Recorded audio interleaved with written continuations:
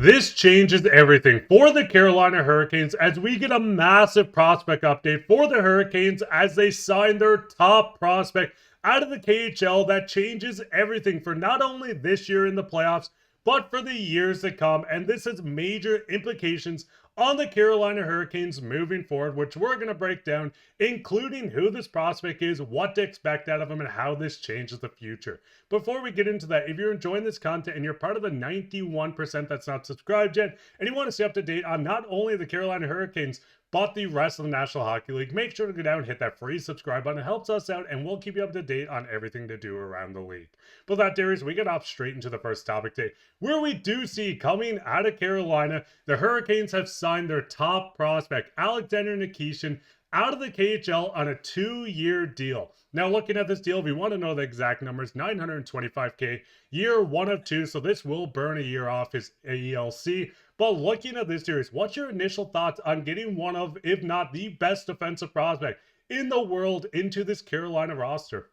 Well, like you mentioned to me off camera, Mark, this is one of the better defensive prospects in the entire league. And he's a little bit older. I think people, when they think of prospects, 18, 19 years old, he's a little bit older. He was drafted in the 2020 draft. So he's been overseas, continuing to play. And he's a very good defenseman. He's not only a big body, but he can put the puck in the back of the net. And he has really good defensive skills. And the Hurricanes have other great defensive defensemen, as we know, and Jacob Slavin as well. So they love to add those. But he's got a booming shot from the back end. And one thing when you look at prospects and when they're playing in maybe junior leagues or the NCAA, they can put up points, especially defensemen. You might be surprised with how many points that they put up. But this guy scored almost 20 goals in a pro league. He's playing in the KHL. So for me, this is something that can easily translate over to the NHL level. And I think that he can probably put up more points in the NHL, especially during the regular season. So it's going to be interesting to see what he is able to bring to the table as soon as this playoff run, honestly, in the Hurricanes. We see a lot of guys, making their way overseas, like Demidov going to the Montreal Canadiens as well. These guys could make impact. So obviously burning a year of his ELC, but I think that he could end up making his way into the lineup come playoff time, which I think is very exciting for the Canes and fans. So again, I think a lot of what he brings to the table is something that you need to be able to win and can translate immediately to the NHL level instead of waiting a couple of years for a prospect that's maybe 18 or 19 years old. So I think, again, that's really exciting for the Hurricanes and their fans. And moving forward as well, like we're going to get into it later in the video, but they have a lot of expiring contracts, especially on the defensive side of things, that they're going to have to bring in other guys. And this could be a great, cheap option.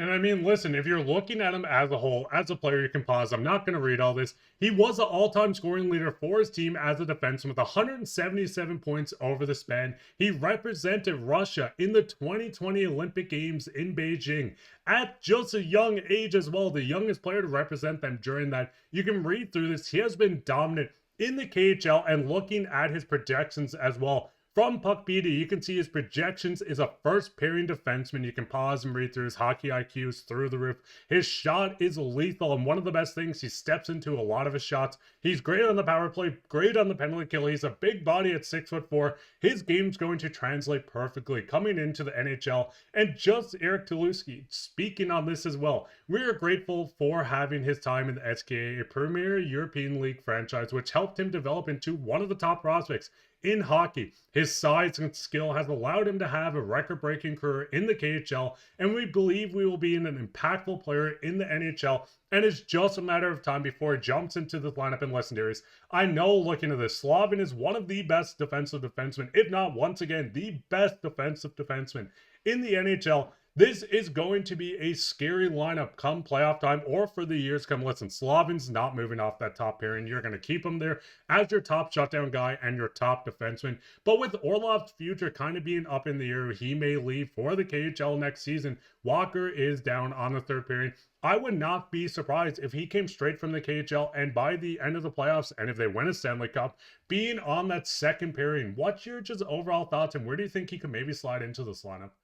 I think eventually he could end up on the first pairing. When you look at Jacob Slavin and kind of, Burns right now, I don't think Burns is going to end up returning to this team. He's been a good player for this team, but obviously getting older, there are questions on if he's going to retire, what's going to happen there. I don't know if he's going to return to the Hurricanes, but as you've seen in some of the video clips, he can slot in right there on the right side. And a lot of his shots, as you can see here, are coming from the right side as well, right? He's got that booming shot, like we mentioned. He can put the puck in the back of the net. So if you put him up there with Jacob Slavin, I think that could be a good mix. And then obviously, maybe he ends up on the second pairing too. I'm talking about next year, of course, because Dmitry Orlov could be, moving away from the team as well. They could be looking to go in a different direction.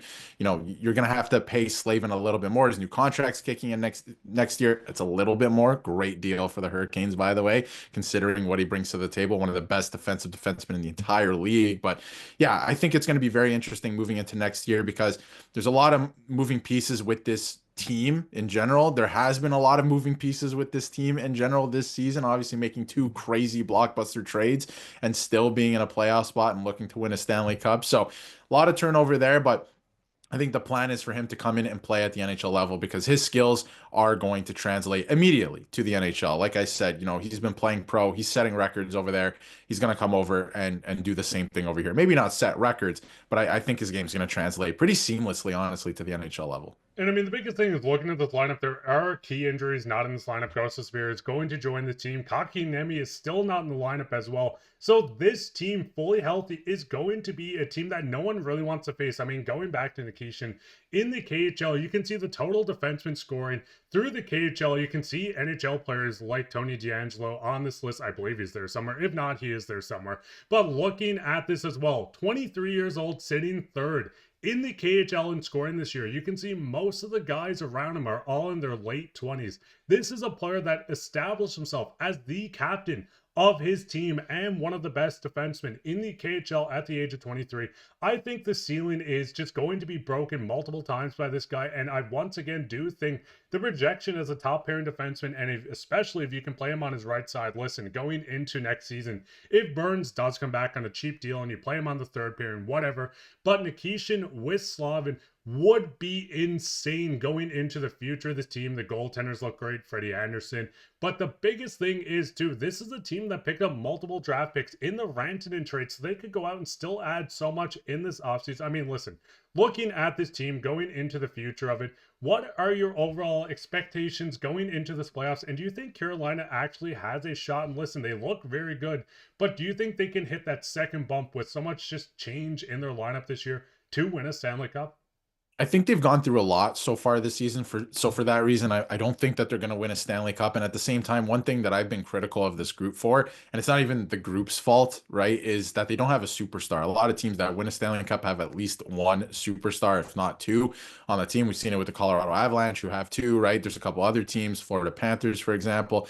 They don't really have a number one like type superstar, but they have a solid team. Like I still think they're going to go deep in the playoffs. All that being said, and adding a guy like we've been talking about, to the lineup going forward, they continue to just find these, pieces, these, diamonds in the rough through either the draft, free agency. They continue to do this and build up a solid team. So yes, you have a couple pieces going out the door, presumably, right, in Orlov and Burns. I'm just assuming that's the case, right? They could end up coming back, like you said, on cheap deals, let's say, but they're going to fill the gap and they continue to do that. So moving forward, the Hurricanes are always going to be competitive, but I just don't know if they can get over the hump of obviously the conference final, which they've been to a couple times in this era, but they've completely retooled now at this point, obviously with Rantanen in and out of the door quickly this year. And Stankoven's been great as well. But overall, I just don't know if the Stanley Cup is going to happen this year, but they continue to build up and I could see it in the future. But Canes fans, what's your thoughts? What's your thoughts on adding this top prospect to your defensive pairings? Where would you put him? I think the second pairing is going to be